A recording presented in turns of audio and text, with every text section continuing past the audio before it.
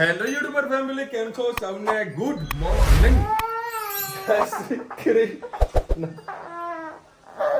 ઓ માર દીકો, ચાલ પતી ગયું ચાલ. ઓ બેટા માર દીકો, એવું થયું માર દીકાને? મારા મોબાઈલની બેટરી જતી રહી હતી એટલે લાવ ફટાફટ ગુડ મોર્નિંગ કહી દઉં, કેમ કે જો વાયર ભરાઈને રાખેલું હોય આ કિરાત પર ફોનમાં ચાર્જિંગ જ નહીં થયું. બસ માર દીકા ચાલ હા બેટા. મેં ગુડ મોર્નિંગ કીધું એટલે એને ખોટું લાગી ગયું. અને આજે છે 11 અને સરસ મજાનો અમારા માટે જ્યુસ બનાવીને મૂકી રાખ્યું છે અને ફરારી રોટી પછી મસ્ત ચકાચક પેક કર્યું છે. ચકાચક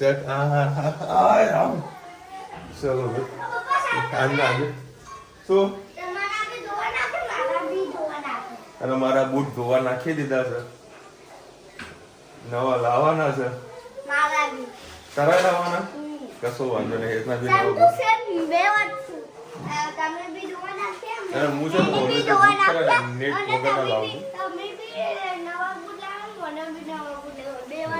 અને 15 મિનિટ બાથરૂમમાં બેસી ગયો હતો અને નહીં અને અત્યારે આજે મને કરી નાખ્યું લેટ. તો પછી 8:40 થઈ ગઈ છે. હા વેકેશન પડે ને સ્કૂલોનું એટલે મગજમાં ઈચ્છા એમ થઈ જાય. જય શ્રી કૃષ્ણ સૌને. મારા સવારના રસોડામાં આપનું સ્વાગત છે. આજે વિશાલની 11 હતી એને રોટલી અને બટાકાનું શાક ફરારી આપ્યું. આજે અમારા માટે બનાવીશું પોટલી ઢોકળી. આના અંદર બાફતી વખતે મીઠું, લીલી હળદર, મારી પાસે ગાંગરો પડ્યો તો એને છીણીને નાખ્યું. પછી એક ટામેટું, 2 લીલા મરચાં, આ તમાલપત્ર,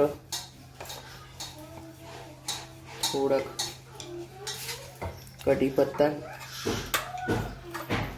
લાલ મરચું, 2 લીલા મરચાં નાખેલા છે, થોડુંક લાલ મરચું, પેલી લીલી હળદર નાખી છે, સાધારણ સૂકી હળદર, સેજ ગરમ મસાલો, ધાણા જીરું,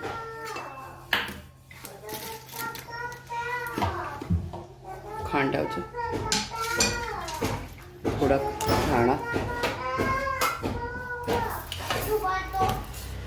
3 ચમચી નાખી દે, 3 ચમચી ખાંડ નાખી, અડધું લીંબુનો રસ નાખીશું.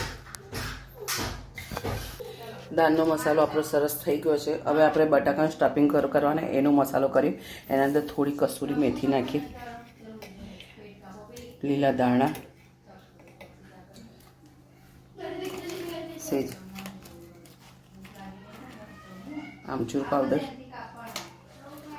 એમાં મસાલો કરીએ આપણે, સેજ હળદર, તીખાસ માટે લાલ મરચું, સેજ ગરમ મસાલો, ધાણા જીરું, થોડા કઢી પત્તા, સ્વાદ અનુસાર મીઠું. સરસ બધું આપણે આને મિક્સ કરી દઈએ.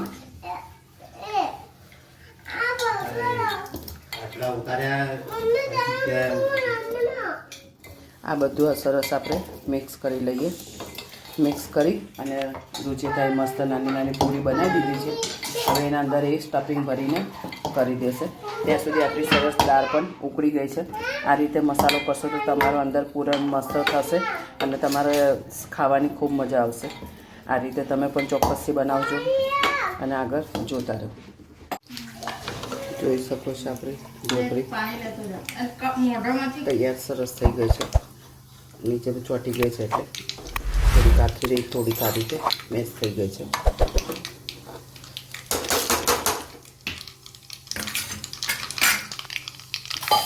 અને વઘાર કરી દઈએ. રહી તતરી ગઈ છે. અચાર મસાલો, હિંગ,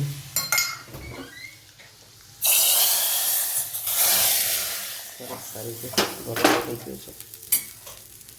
તો કઢી પત્તા નાખી દીધા. સુગંધ એટલી સરસ આવી રહી છે અને મસ્ત ઢોકળી થઈ છે. કોમેન્ટમાં ચોક્કસ કહેજો અમારે મોટી ઢોકળી કેવી લાગી. જય શ્રી કૃષ્ણ સૌને. મારા સાંજના રસોડામાં આપનું સ્વાગત છે.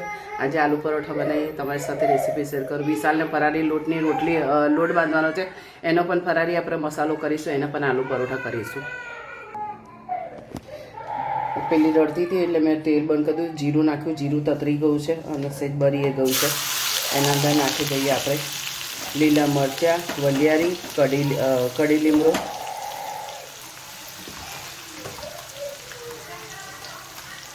ખટાશ માટે થોડો આમચૂર પાવડર,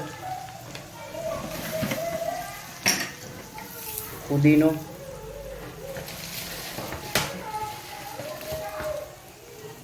કસ્તુરી મેથી, મેગી મસાલો, સ્વાદ અનુસાર મીઠું, હળદર, સરસ બધું એમને બેઠું જ આપણે મિક્સ કરી લઈએ.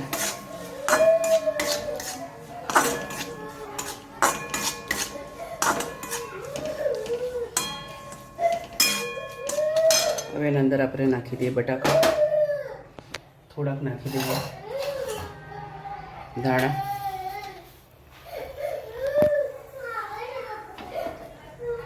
બટાકા થોડા નાખી સરસ બધું આપણે એને મિક્સ કરી લઈએ.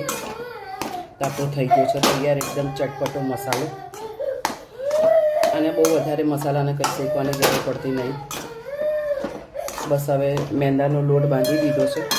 આના અંદર મીઠું, આ રીતે નરમ જ લોટ બાંધો, અને મીઠું, તેલ અને પાણીથી આપણે સરસ આવો નરમ લોટ બાંધી દીધો છે. સરસ બધું મિક્સ કરી અને મસાલો તૈયાર. તમને જે લંગડી લંગડી કૂદતે ને જોરદાર કૂદતે ધનુ કૂદજે ફિલ્મ કૂદી કૂદજે હા કૂદે કૂદજે હા કરજે હજુ કરજે હા પાછું કામ ચાલુ કર્યું. અચ્છા સ્પેશિયલ આયા સરસ કર્યું. ચલો બરાબર પંખો કાલે વરે રહી ગયો તો અત્યારે ભાઈ કરી ગયા છે હું કરી નાખત. ચલો ભાઈ પુનઃ 10 વાગ્યા છે. પાછો ઘરમાં રમ ભમણ કઈ બધું કરી દીધું કમ્પ્લીટ. ચાલો ભાઈ રેડી થઈ ગયું. થોડી જે ઇસ્યુ બાકી હતી ક્લિયર કરી નાખી. કે પંખો લગાવવાનો તો પંખો પણ લગાવી નાખ્યો. ચલો એટલે મારી શાંતિ. પાછો ડસ્ટ થઈ ગયો છે તો પાછું બગડ્યું બધું. ચલો ભાઈ આજે છે ને ફરાળી આલુ પરોઠા બનાવ્યા છે. અને આને શું કહેવાય તું એ ધનુ આને શું ખાય છે તું? હા ધનવી છે લસ્સી ખાય છે. હા મેં ખાધું બેટા ખાધું તું ખા. તેને લસ્સી બહુ ભાવે ને બેટા.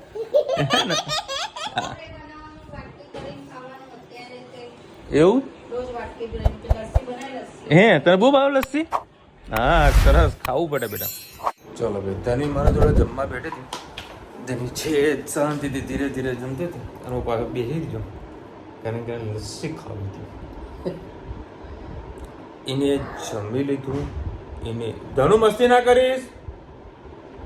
એને પોતાની ડીશ નાની વાડકી એ બધું ભેગું કરીને બહાર રસોડામાં જઈને એની ડીશ મૂકીને આવી. એને કાંઈ કહેવાની જરૂર ના પડે. જમવાના વિશે ગમે તે બાબતમાં એનું કામ પરફેક્ટ કરે. શાંતિ. પપ્પા બીજી લસ્સી હાલો મારે ખાવી છે. તો મમ્મી ઊભી થઈને જોવા ગઈ તો લસ્સી પૂરી થઈ ગઈ. મતલબ એક જ બાઉલ હતું એમાં મેં તેને ખાધું હતું. તને લસ્સી દઈ તો સારું ને.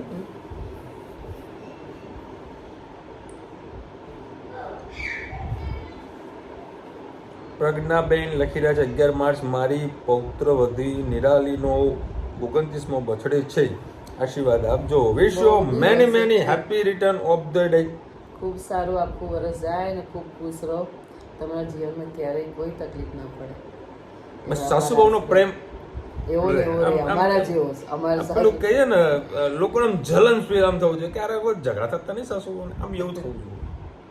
ખાટા મીઠા ઝઘડા તો હોય એવું ના હોય. ઘર હોય તો વાસણ તો કકરે એટલો લાંબો ના હોય. હા આજે જ મેં એ સાસુના રિલેટ કોઈ રીલ્સ હતી એ મેં રુચિ તમે વોટ્સઅપ ઇન્સ્ટાગ્રામ સેન્ડ કરી હતી. સારી હતી. પરબતભાઈ પટેલ લખી રહ્યા છે વિશાલભાઈ હજી આ દિવાલ ઉપર ગ્રેનાઇટ છે કે શું છે તે જણાવશો. ઘરમાં દિવાલ ઉપર તો કોઈ પ્રકારનું ગ્રેનાઇટ નથી લગાવેલું પણ તમે કઈ જગ્યાનું કહો છો એ મને કહો તો ખબર પડે. બાકી જે કિચનમાં ઉપર જે ફ્લોરિંગ કરેલું છે એ ગ્રેનાઇટનું છે. એની સામેની સાઈડમાં જે કરેલું છે એ પણ ગ્રેનાઇટ છે. બાકી બધી જે ટાઇલ્સ લગાવેલી છે તમે કઈ જગ્યાએ ગ્રેનાઇટ કહો છો કે ચોખાસ? હા, પછી કંઈક નાની પારી જેવું કંઈક બનાવેલું છે રુચિતા, બરાબર, એમાં પણ ગ્રેનાઇટ જ છે, પથ્થર જ છે, જે બજારમાં ઇઝીલી મળી જાય એ જ છે. આકરેશી લખી રહ્યા છે કઈ એપ્લિકેશન યુઝ કરો છો, નેમ આપો.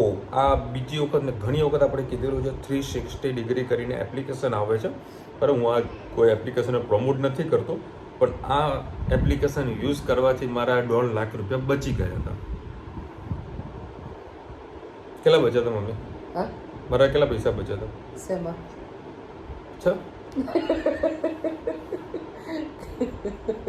શેના પૈસા? આ પૈસા આમાં? હા, સારું છે ભાઈ. પેલી એપ્લિકેશનથી મારા કેટલા પૈસા બચ્યા હતા એ તો મને નહીં ખબર. મતલબ પૈસા તો બચ્યા હતા, મોબાઈલ તો બચ્યો હતો ને. હા, એની લાઈવ લોકેશન બતાવતું હોય છે.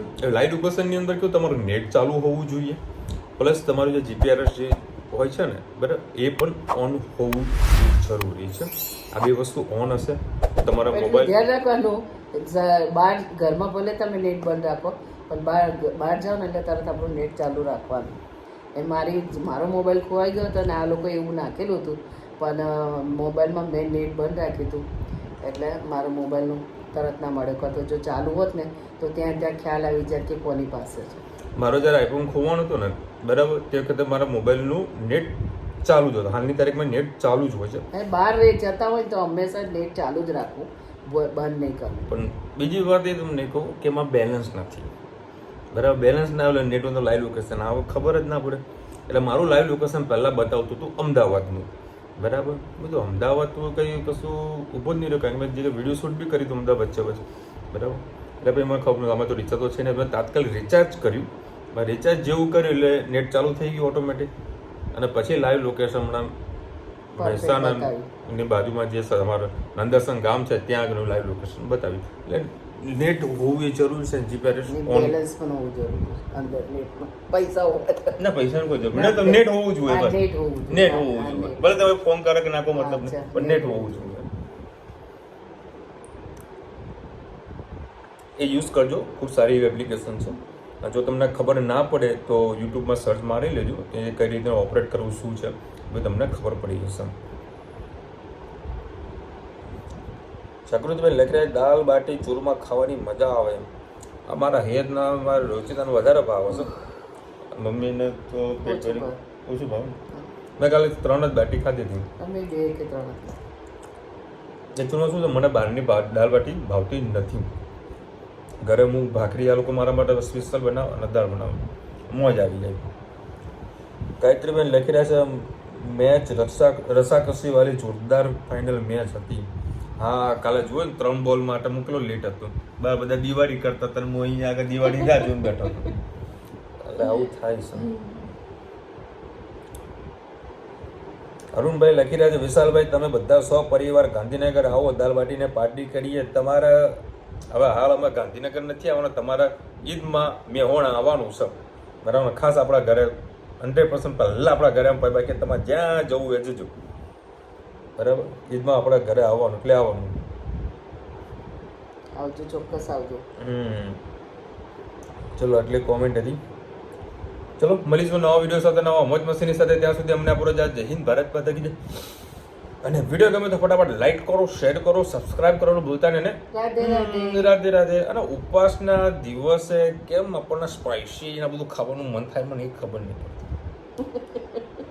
મને એવી ઈચ્છા થઈ કે હું કંઈક તીખું કંઈક બનાવતા મને મજા આવે, બહુ ઈચ્છા થઈ જાય કંઈક સ્પાઇસી ખાવાનું, પણ ઉપવાસ હોય છે.